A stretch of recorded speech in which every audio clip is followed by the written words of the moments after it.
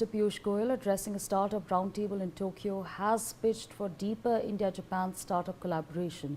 He has said that Indian and Japanese startups could develop joint pitching series to help young companies secure investments and partnerships. In his words, together, Japan and India are a force multiplier for good, for prosperity and for better future for the people of India and Japan. Take a listen to that statement that has been issued. So, very ambitious growth plans into the future. A $4 trillion GDP aspires to be a $30 trillion GDP by 2047, when we will celebrate 100 years of independence. And I see, with the compounding growth that we are witnessing in India, and the fact that even today we are a $20 trillion GDP on purchasing power parity, PPP basis, I see a very clear roadmap ahead of us to achieve this target, to make India a developed nation, to make sure that every young man or woman of India, every child born in India gets a good quality of life and significant opportunities in their career. We have a few suggestions that I'd like to share with you as a call to action, inviting Japan's patient capital, precision engineering, to partner with India's.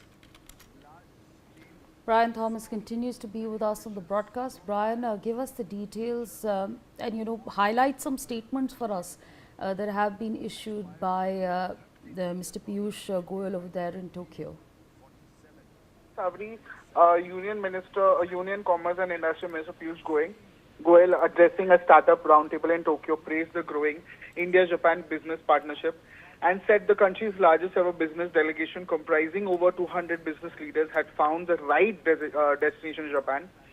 He also highlighted the changing nature of entrepreneurship in India, saying partnerships are no longer limited to major metropolitan cities.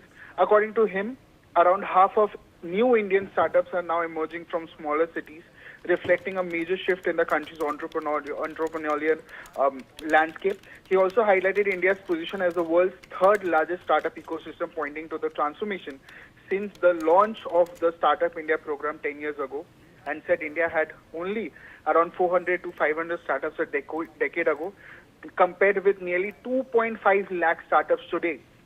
He also stated his growth reflects a change in mindset among young Indians who are increasingly becoming job creators, innovators and entrepreneurs rather than simply looking for employment.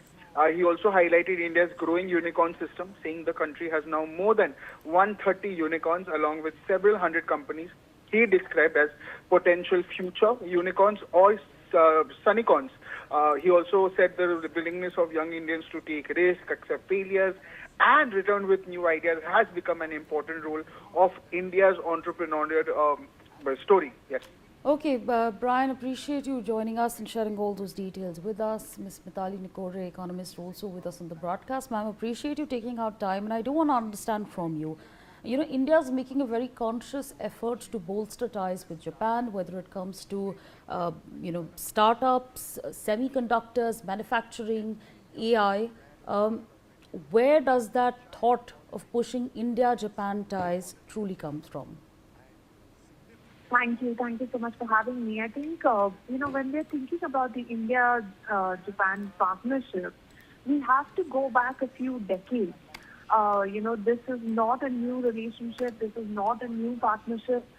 And, the two countries have been working together for common goals for many years. I mean, when we look at the technology transfer in the basic engineering industry, when we look at the way joint companies have been developed, like the Maruti-Suzuki partnership, in the automobile industry, and now taking this to new frontiers through the semiconductor industry and the electric vehicle industry, it makes absolute sense for India to align very closely with Japan and vice versa, with giving Indian MSMEs access to some of the latest R&D that's coming from Japan and allowing Japanese companies to then the network of Indian MSMEs to scale up their innovations and their tech discoveries in that sense, and also the kind of market that India offers to Japan, for the sales of these technologies. There is no doubt that Japan is one of the global leaders when it comes to automation in manufacturing. And the MSME sector in India is very primed to benefit from these innovations. All right, with that, I'd like to thank you for joining us in the broadcast, sharing your perspectives with us on NewsX. We're going to leave it there and shift our focus to some more breaking news coming in. Well, former MCD councillor Tahir Hussain